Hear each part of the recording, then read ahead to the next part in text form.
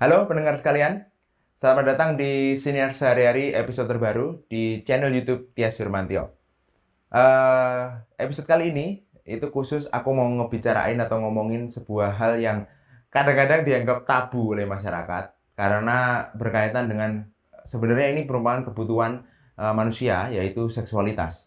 Nah, kenapa ini kemarin rame dan sempat keangkat di Siniar Sehari-Hari? Karena ada banyak pro dan kontra terkait hal ini, terutama ketika ada seorang guru di daerah Lumajang yang mengajarkan orientasi seksual kepada siswa-siswanya, yang padahal itu juga dalam konteks pendidikan, tapi kebanyakan netizen mengasumsikan bahwa hal itu tidak baik untuk diajarkan atau belum waktunya diajarkan kepada siswa. Nah, tapi di sisi lain atau di pandangan lain mengartikan bahwa sebenarnya itu perlu dan juga harus diajarkan. Kalau tidak, maka akan banyak kondisi atau kejahatan seksual yang terjadi karena para siswanya nggak tahu atau kita nggak tahu soal basic dari seksualitas itu sendiri. Nah, gimana sebenarnya edukasi seksual itu dijalankan di Indonesia dan bagaimana seharusnya yang harus dilakukan? Akan coba aku angkat di sini. Semoga pandanganku dan point of view-ku itu bisa membantu kalian untuk memahami. Dan kalau kalian punya pendapat dan juga punya opini, bisa sangat langsung ditaruh di kolom komentar aja, karena kita juga butuh diskusi gitu kan. Dan semoga nanti kita bisa membangun konstruk pendidikan seksualitas kepada seluruh masyarakat di Indonesia dengan baik, sehingga kita menjadi bangsa yang lebih kuat. Terima kasih dan selamat mendengarkan.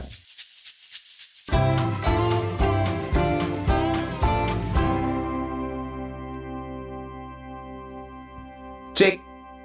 Selamat datang di Sinar Sehari-Hari bersama gua kembali, Tias Firmantio, yang ini episode terbaru dari Sinar kita ya. Jadi sebagai fun fact ya, sebenarnya episode kali ini udah gua take audionya awalnya ya. Tapi ngetiknya itu tengah malam, ya mungkin lewat tengah malam bahkan, dan kayaknya gua lagi ngantuk. Jadi kata-kata yang keluar tuh kadang-kadang nggak sinkron gitu. Jadi gue mau konseptualnya jadi nggak jelas gitu. Akhirnya gue mutusin buat ngetik ulang gitu ya, ngetik ulang video yang akan audio yang akan jadi siniar kali ini. Nah, ketika gue tadi mikir kira-kira ada added value nggak ya yang mau gue tambahin dari audio sebelumnya, ternyata banyak banget yang mau gue tambahin. Dan memang episode kali ini akan membahas spesifik ya, hal yang kira-kira masih terkesan belum bisa kebuka lah ke publik atau belum bisa kebuka ke banyak orang di Indonesia, terutama karena berkaitan dengan edukasi seksual bagi seluruh tumpah darah Indonesia. Nah, kenapa itu belum kebuka? Banyak banget alasannya. Pertama, mungkin dianggap tabu, dianggap nggak pantas buat diomongin, atau dianggap kira-kira itu masih belum bagus lah ya, belum bagus secara secara murid-murid itu belum siap nerimanya gitu lah. Nah, itu alasan-alasan klasik yang sering kita temuin gitu ya. Nah, dan alasan gue mau ngangkat ini karena beberapa waktu yang lalu ya, terutama di akhir bulan Maret itu kemarin, ada sebuah video VT TikTok dari seorang guru yang rame di media sosial, di TikTok rame, di Twitter rame. Dan di situ video ini di video tersebut guru ini yang ada di Lumajang yaitu ngajarin anak-anaknya terkait dengan nyerempet ke orientasi seksual gitu ya. Sebenarnya awalnya beliau ini menjelaskan soal prinsip dari nilai-nilai agama sebenarnya gitu ya. Jadi ini kayaknya pelajaran agama, kemudian lagi evaluasi gitu ya, lagi habis ulangan gitu, habis ujian. Kemudian ada beberapa anak-anak yang salah gitu jawabnya, kemudian dijelasin sama dia, penjelasannya gini.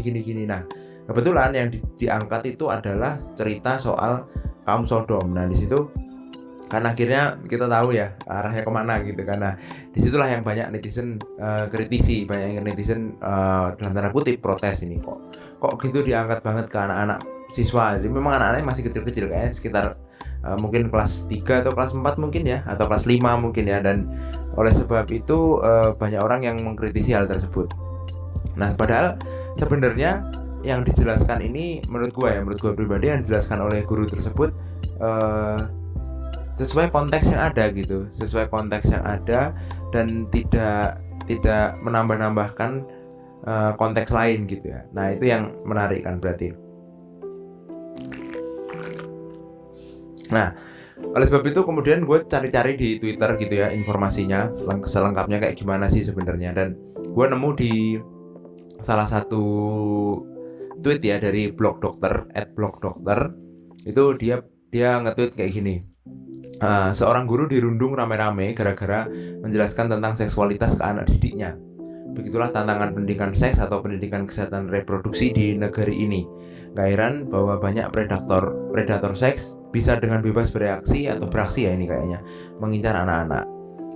Masuk akal dengan apa yang di-tweet sama blog dokter ini. Jadi karena tweet ini mengkritisi banyak orang yang meramaikan soal video dari guru dari Lumajang ini. Kemudian di situ banyak orang yang menyayangkan gitu ya, kok diajarin ke anak-anak ini. Tapi di sisi lain atau di pendapat lain, banyak orang yang beberapa orang juga bilang bahwa ya memang perlu untuk diajarin gitu anak-anak ini soal organ reproduksi, kemudian pendidikan kesehatan reproduksi dan seksualitas itu perlu diajarin, karena kalau enggak dari mana mereka tahu gitu ya apa yang ada di tubuh mereka, karena kan organ-organ tersebut juga udah ada di tubuh kita gitu kan.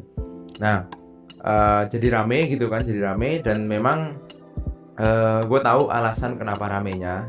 Ini menurut pandangan gue memang seksualitas atau hal-hal yang berkaitan dengan reproduksi gitu-gitu itu merupakan hal yang masih ada di ranah abu-abu atau ranah yang belum jelas nih gimana cara menyampaikannya gitu ya, karena memang banyak orang yang bingung. Dan oleh sebab itu banyak orang menganggap bahwa seksualitas itu hal yang tabu atau private sebenarnya, atau hal yang harusnya di keep di lingkungan pribadi ya, di lingkungan diri sendiri, jangan ke publik gitu.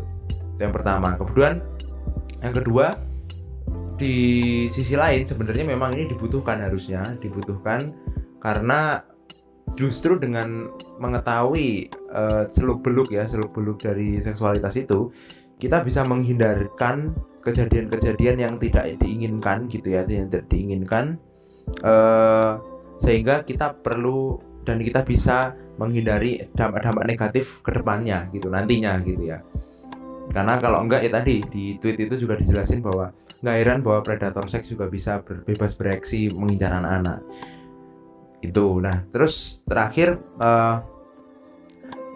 ketidaktahuan orang terhadap seksualitas atau organ-organ reproduksi itu memang akan ngelit ke berbagai macam keburukan ke depan gitu ya menurut gua. Karena kalau udah tahu pun itu bisa agak dikurangin, apalagi kalau nggak tahu gitu kan, pasti akan lebih membahayakan gitu. Maka dari itu menurut gua itu memang wajar untuk diajarkan gitu ya. Nah, bagaimana sebenarnya kita harus memahami ini? Jadi memang ini sangat kompleks ya menurut gue ya. Kompleks itu artinya ada banyak pihak yang terlibat, bukan cuma pendidikan gitu ya, bukan cuma dari guru, dari pengajar, tapi juga dari pemerintah, bahkan dari keluarga. Dalam hal ini adalah circle terkecil dari sosial manusia gitu, dari keluarga kita masing-masing. Itu harus dimulai dari sana juga. Nah, sebelum lebih jauh, gue mau ngebacain beberapa berita yang sebenarnya berkaitan dengan hal ini, berkaitan dengan seksualitas ini, dengan edukasi seksual ini, yang cukup ramai beberapa saat lalu, dan kayaknya memang ada yang lucu di sini. Ada banyak yang ada banyak yang agak-agak aneh juga gitu ya. Nah, pertama gue mau ngajak lu semua ke postingan dari Vice Indonesia dari Instagramnya ya, yang diposting pada tanggal 14 Maret. Nah, jadi 14 Maret kemarin Vice Indonesia membuat postingan terkait dengan Wali Kota Malang minta lurah dan camat install micet buat pantau bisnis open PO. Nah, ini gue mau bacain dari captionnya. Ini captionnya lu bisa cek juga nanti di Instagramnya Vice Indonesia. Ini seperti ini kira-kira. Pesan yang tidak lazim disampaikan oleh Wali Kota Malang Sutiaji saat menjadi instruktur apel pagi di halaman Balai Kota pada 14 Maret 2022. Dia meminta seluruh lurah dan camat di Kota Malang, Jawa Timur memasang aplikasi pesan micet di ponsel mereka. Alasannya untuk mengawasi maraknya prostitusi online. Micet ya memang yang disasar ya. Oke. Lanjut ya. Dalam kutipan pidato yang dilansir Surya, Sutiaji menyatakan prostitusi online atau yang kerap dijuluki Open BO berkembang cukup marak di kota pendidikan tersebut. Dalam razia terbaru di kawasan Dinoyo saja, menurut Sutiaji setelah terjaring 15 orang yang menjadi penjajah prostitusi via micet, pekerja seks, dan pemilik kos atau ruko yang dipakai untuk prostitusi online dijatuhi denda oleh Satpol PP Kota Malang. Ini ada kayak skrip instruksi dari Wali Kota Malang ini ya. Jadi gini. Tolong install aplikasi micet guna memantau di wilayahnya, terlebih prostitusi online yang cukup marak, ujar Sutiaji. Menurut politikus berusia 57 tahun tersebut, Satpol PP Kota Malang selama beberapa bulan terakhir rutin merazia beberapa titik yang kerap menjadi lokasi pertemuan konsumen jasa seks berkat informasi di micet. Bisnis Open BO perlu diperangi, kata Sutiaji, karena banyak pelakunya masih di bawah umur. Selain itu, merujuk pada laporan Jatim Now, bisnis prostitusi online di Malang memakai lokasi yang tak sesuai peruntukan, misalnya kos harian, guest house, atau rumah toko alias ruko ya. Jadi pasang aplikasi micet bukan untuk memantau ASN tapi untuk memantau prostitusi online, tanda Sutiaji. Micet sendiri tahun lalu sudah menjadi sasaran utama pemerintah untuk diperangi. Ya, Menteri Komunikasi dan Informatika Johnny G. Plate pada 22 Maret 2021 sudah mengancam untuk memblokir aplikasi pesan tersebut. Namun hingga artikel ini dilansir tak terbukti karena dianggap menyeburkan prostitusi online. Aplikasi pesan buatan startup di Singapura itu diminta Johnny untuk tidak memfasilitasi Open BO jika masih ingin diberi izin di Indonesia. Nah, komennya lucu-lucu. Ada komen sambil nyelam minum air. Ini disukai sama 1076 orang. Maksudnya ngerti gua. Sambil menyelam minum air, ya benar. Padahal nggak usah disuruh juga udah install dulu. Aduh. Jadi ntar malah lurah sama camat yang nganu. Jadi ini impresi pertama yang gua tangkep dari postingan ini juga sama. Ntar jangan-jangan malah lurah sama camat ya nanti. Ya memang ada beberapa poin yang gue setuju dari postingan ini, ada beberapa poin yang kurang setuju. Yang gue setuju yang pertama, soal Open BO yang berkaitan dengan anak di bawah umur ini memang harus diawasi karena balik lagi kita belum punya landasan kuat untuk edukasi seksual. Tapi mirisnya atau naasnya itu banyak anak di bawah umur yang ikut dalam bisnis ini gitu. Itu agak miris dan ironis. Itu doang yang gue setuju. Tapi yang nggak gue setuju adalah soal kenapa harus dipantau melalui micet gitu katakanlah. Pertama ya karena mungkin bisa juga di Telegram ada, di WhatsApp ada, di Facebook ada, banyak pak gitu ya.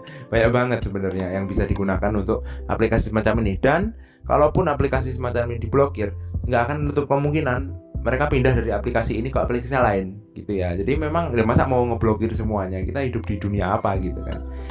Itu berita pertama, nanti kita bahas lagi ke belakang. Berita kedua juga lebih lucu lagi. Berita kedua ini adalah yang muncul sekitar bulan Februari, lebih lama karena berkaitan dengan momen Valentine. Ya, ini momen yang setiap tahun akan ada dan kayaknya kalau ini dilakukan terus akan konyol Indonesia nih. Ini beritanya gue ambil dari Detik News ya. Detik News pada 15 Februari 2022. Yaitu soal kontroversi Satpol PP Satuan Polisi Pamung Praja ya merazia kondom saat Valentine. Ini lokasinya di Makassar. Nah, ayo kita bahas bersama dan kita baca beritanya. Aksi Satpol PP Kota Makassar merazia alat kontrasepsi atau kondom saat malam hari Valentine menuai kontroversi. Satpol PP menyatakan tidak ingin generasi muda menyalahartikan makna dari hari kasih sayang ke arah negatif. Nah, dari situ udah muncul nih pembahasannya.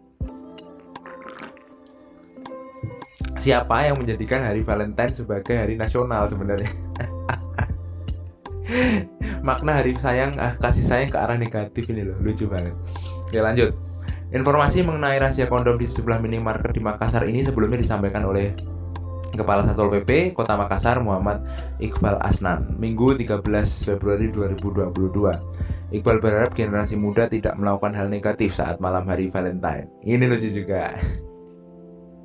Kayak berasa ini ya, apa namanya, kayak rasanya tuh hari Valentine jadi hari nasional gitu, padahal nggak ada di kalender, nggak ada di state sama pemerintah soal hari Valentine gitu. Ya memang hari Valentine itu kayak apa ya, kayak Halloween lah kalau di kita ya di Indonesia, nggak ada di kalender, tapi kita tahu itu budaya itu ada dan sering banyak yang mengikutinya, dan akhirnya ini akhirnya mungkin ini jadi dasar bahwa dianggap Valentine itu bisa jadi sarana untuk melakukan tindakan-tindakan yang negatif gitu. Akhirnya dilakukan razia ini. Tapi masalahnya razia kondom itu lucu banget.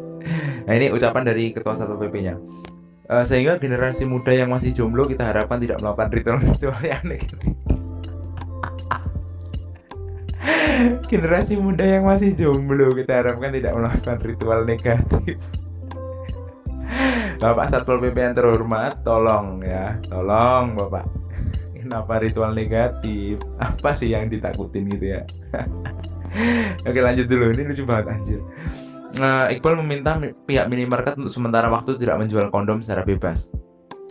Sehingga untuk meminimalisir itu, salah satunya yang kita lakukan adalah kami meminta para pelaku usaha untuk tidak memajang alat kontrasepsi sehingga akses terhadap alat kontrasepsi itu bisa dibatasi. Kita sampaikan agar kiranya para karyawan itu tidak menawarkan itu dan tidak menjual kepada anak-anak remaja sehingga hal negatif bisa diminimalisir terjadi. Lebih lanjut, Iqbal menekankan agar hotel hingga wisma lebih selektif dalam menerima tamu, apalagi hari Valentine karena dirayakan anak di bawah umur. Iya, gue nggak ngerayain Valentine betul. Ada kegiatan-kegiatan lain yang mungkin kita lakukan di malam Valentine dan menjelang malam Valentine. Kita bergerak mendatangi hotel-hotel, wisma-wisma untuk tidak menerima tamu yang tidak memiliki alasan yang jelas untuk menginap. Seperti misalnya mereka tidak punya identitas pernikahan, apalagi belum punya KTP, itu dibatasi betul. Jangan sampai hal-hal negatif terjadi di momentum malam Valentine. Imbuh Iqbal. Si panjang, tenang. Ini ada dua page gitu. Lucu-lucu ternyata. Oke, page berikutnya. Aksi razia kondom itu kemudian memunculkan kritik dari sejumlah pihak. Iqbal Asnan lantas menanggapi sorotan itu. Dia menegaskan dasar kebijakan pelaksanaan razia tersebut hanya himbauan dengan dalih melakukan edukasi. Tujuannya meminimalkan generasi muda yang menyalahartikan makna hari kasih sayang ke arah negatif. Ini, antara kurung ya, razia kondom di minimarket itu imbauan untuk tidak memperdagangkan alat kontrasepsi kepada anak di bawah umur di Valentine's Day khususnya. Luar biasa, ada promo kali di sana ya, Valentine's Day. Tapi ini satu paket khusus razia rutin itu tidak memperdagangkan secara terbuka dan bebas kepada khusus anak kecil. Gimana sih? Tapi ini satu paket khusus razia rutin itu tidak memperdagangkan secara terbuka dan bebas kepada kasus. Lucu nih kalimatnya. Lanjut, terkait dasar aturan melakukan razia kondom saat malam Valentine, Iqbal mengatakan tidak ada. Tidak ada dasar aturan untuk melakukan razia kondom, baik di peraturan wali kota, surat edaran wali kota maupun peraturan daerah. Selain untuk edukasi dan mengurai kerumunan, razia kondom dilakukan berdasarkan program wali kota Makassar Ramadan Dani Pomanto bernama Jagai Anak Ta. Oke, bagaimana orang tua menjaga anak ta sesuai dengan imbauan dan program Bapak Wali Kota? Menurutnya, razia kondom di momentum Hari Valentine seharusnya mendapat dukungan masyarakat karena untuk mengurai kerumunan saat pandemi COVID-19 di Makassar yang sedang masuk gelombang ketiga. Kita urai kerumunan, kita mengedukasi razia hotel dan wisma. Kemudian membatasi penjual alat kontrasepsi secara vulgar dan itu satu paket kegiatan malam itu. Dia meminta agar razia tersebut tidak dipandang sebagai satu sisi, apalagi tindakan itu sudah menjadi bagian melaksanakan program Wali Kota Makassar untuk menjaga anak dari perilaku yang buruk. Oke, kita sudah lakukan dalam tanda kutip razia menjelang Valentine dengan harapan agar anak tinggal di rumah ibunya. Selesai beritanya. Oke, gue jadi nangkep nih. Intinya pertama, belum ada dasar dalam menjalankan razia kondom ini yang di Makassar ini. Yang kedua, tujuan bagus untuk menertibkan, untuk mengurai kerumunan, itu bagus sekali. Tapi yang masalahnya adalah lagi-lagi nih sama dengan postingan Device Indonesia tadi, yang disasar kalau ketua Satpol PP-nya ini menegaskan bahwa ini sebuah edukasinya ini bukan sebuah edukasi menurut gua, karena yang di edukasi itu memang harus multi perspektif ya. Jadi bukan hanya di hilir, ini soalnya di hilir doang, di ujung doang ya, pada alat-alat kontrasepsinya. gimana dengan mindsetnya gitu, dengan mindset dari anak-anak yang mau dijagain tadi gitu ya, apakah itu sudah dilakukan? Kalau itu sudah dilakukan itu bagus gitu. Dan kemudian soal memasang kondom di di minimarket atau di tempat-tempat umum itu juga menurut gue juga bagus, karena um, ada beberapa minimarket atau retail gitu yang secara spesifik punya izin untuk menjual barang-barang khusus untuk warga negara yang udah dewasa, contohnya minuman keras, terus alat kontrasepsi gitu. Jadi untuk anak-anak ini belum dikasih akses gitu. Itu gue setuju. Tapi yang nggak setuju adalah gimana mereka merazia tiba-tiba begitu ya, hanya dengan dalih edukasi dan menghindari hal yang negatif di malam Valentine. Apalagi malam Valentine, lucu.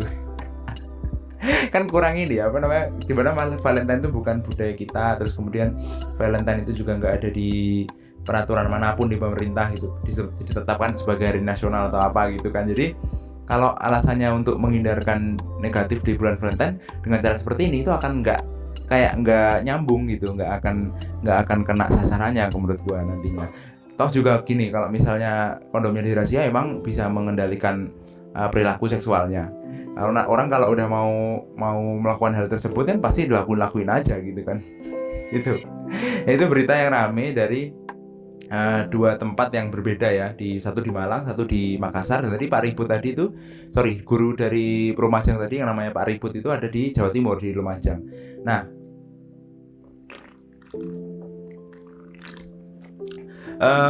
ketiganya ini sebenarnya saling terhubung dalam tema besar edukasi seksual sebenarnya ya. Kalau mau gua gua sambungin. Kenapa? Karena seperti asumsi pertama gua adalah edukasi seksual itu harus berawal dari hulu dan dilakukan oleh berbagai macam pihak.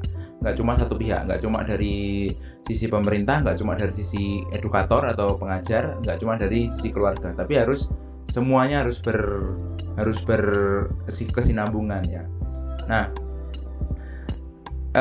munculnya berita-berita yang ada di sekitar kita ini itu menjadi bukti bahwa memang edukasi seksual itu belum menjadi hal yang familiar dan dianggap penting untuk dijalankan secara terprogram atau terstruktur. Artinya itu dijalankannya mungkin hanya parsial, dari sisi misalnya dengan cara menyita fasilitas seksualnya, kemudian dengan cara mengawasi aplikasi-aplikasinya. Belum secara umum, secara general, secara hulu ke hilir itu dijalankan. Nah, dan itu artinya akan menyebabkan banyaknya ketidakberhasilan goals yang akan dicapai menurut gua. Karena percuma gitu, sia-sia kalau menyita berbagai macam fasilitasnya tapi secara mindset, secara aturan belum dibakukan. Atau tadi kan sudah jelas tuh di pernyataan dari Ketua Satpol PP yang di Makassar bahwa wali kota pun belum memberikan atau belum membuat sebuah kebijakan sebenarnya untuk arahan untuk merazia itu gitu ya, pure mereka mau merazia. Nah, kalau nggak segera diperbaiki ya menurut gua ya, itu akan malah justru aktivitas seksual ini akan semakin sembarangan gitu, nggak segera diregulasi dan diawasi langsung oleh pemerintah.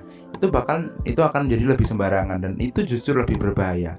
Bisa muncul penyakit tertentu, bisa muncul kerusakan generasi tertentu ya di Indonesia ini gitu.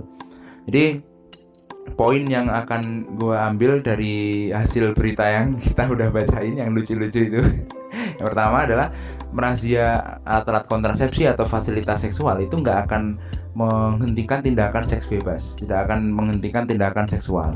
Karena kalau orang udah pengen ya pasti ngelakuin gitu, mau dengan ataupun tanpa alat pendukung gitu ya, alat-alat kontrasepsi gitu misalnya.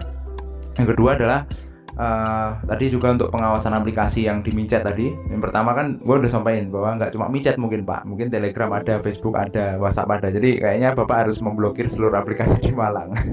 Jadi memantau aplikasi booking online itu gue rasa juga akan sama, tidak akan menghilangkan tindakan prostitusi atau open BO itu sendiri di Malang sana ataupun dimanapun gitu. Karena intinya bukan itu gitu. Intinya tuh bukan hal itu yang harus diributin atau di intervensi gitu.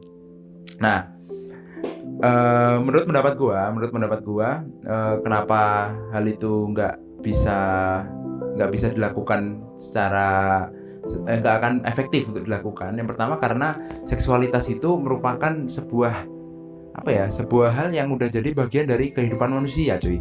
Mau nggak mau kita terima bahwa aspek seksualitas itu salah satu kebutuhan kita, gitu ya. Jadi dan itu sudah ada organnya juga, apalagi kan gitu kan.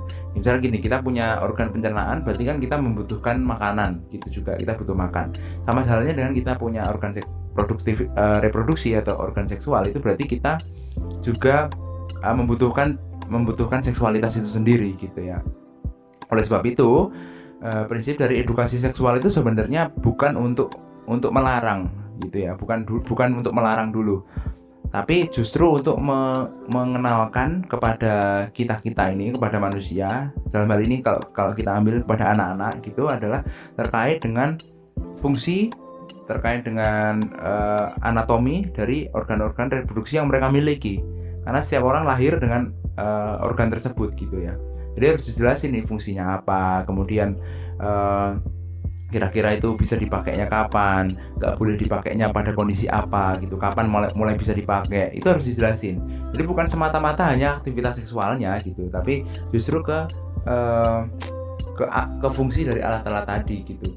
Karena kalau nggak dikasih tahu, lebih bahaya lagi kalau mereka tahu dari tempat lain atau dari informasi lain yang belum bisa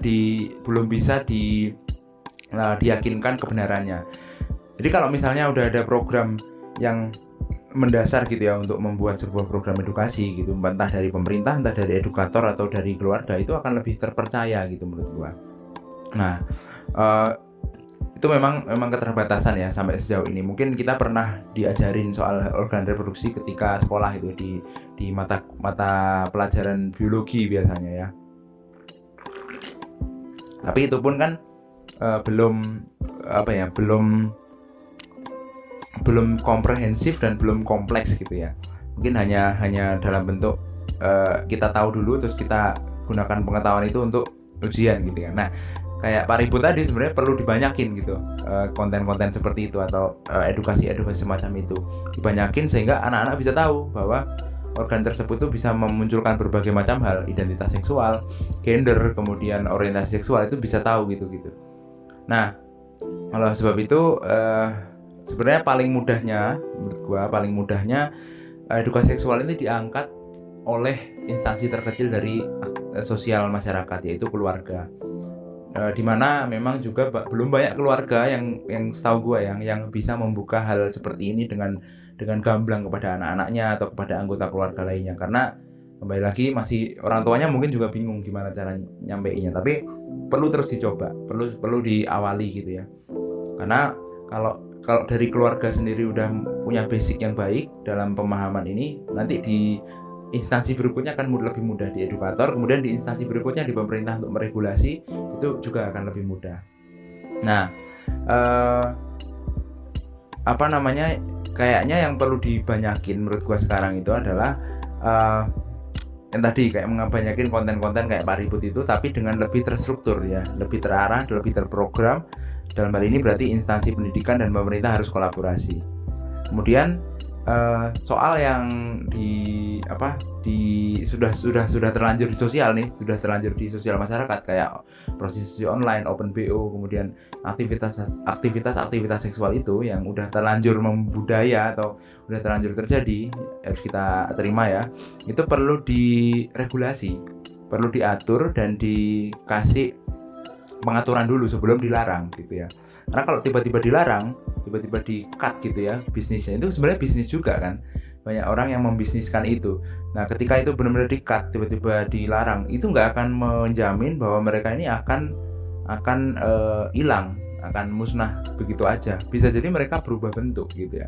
Berubah bentuk ke hal lain yang justru lebih berbahaya dan lebih tidak terdeteksi. Itu jadi kita perlu tahu itu memang itu hal yang sangat sulit, memang belum bisa terjadi dengan baik di budaya timur kayak kita ya. Dengan asumsi awal di depan tadi gue jelasin bahwa kita itu menganggap seksualitas itu hal yang abu-abu, hal yang kita belum tahu gimana cara ngomongnya, gimana cara menjelaskannya. Tapi bukan berarti itu tidak mungkin dilakukan dan bukan berarti itu mustahil untuk diajarkan. Akan ada saatnya kita akan memahami, oh begini caranya gitu. Oke, mungkin itu aja. Ini udah mulai banyak yang lewat nih depan rumah gue nih. Jadi kayaknya agak berisik ya audionya. Nah, terima kasih udah dengerin episode kali ini dan mari kita mulai membiasakan ya soal pemahaman soal seksualitas ini supaya nanti di keluarga kita bisa membangun konstruk yang lebih baik dan anak-anak kita itu bisa lebih siap untuk masuk ke dalam lingkungan sosial. Oke, thank you. Itu dari gua. Sampai jumpa di episode berikutnya di Sinar Sehari-hari. Bye-bye.